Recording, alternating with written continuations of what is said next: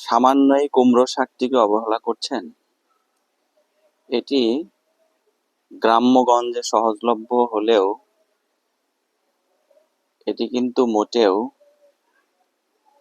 তুচ্ছ-তাচ্ছিল্য নয়।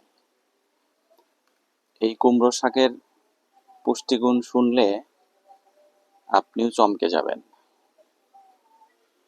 ডাক্তার বা পুষ্টিবিদদের মতে এটা হচ্ছে একটা সুপারফুড। এখানে প্রচুর পরিমাণে ভিটামিন এ, সি, প্রোটিন এবং আয়রন রয়েছে। ভিটামিন এ থাকার কারণে এটি চোখের জন্য খুবই ভালো। এছাড়া এতে প্রচুর পরিমাণে আয়রন রয়েছে, যেটা মেয়েদের জন্য খুবই উপকারী, কারণ এটা প্রতিনিয়ত লোহিত রক্তকণিকা তৈরি করে। এছাড়া এটি ডায়াবেটিস রোগীদের জন্য খুবই উপকারী, কারণ এটি রক্তে কোলেস্টেরল নিয়ন্ত্রণে রাখে।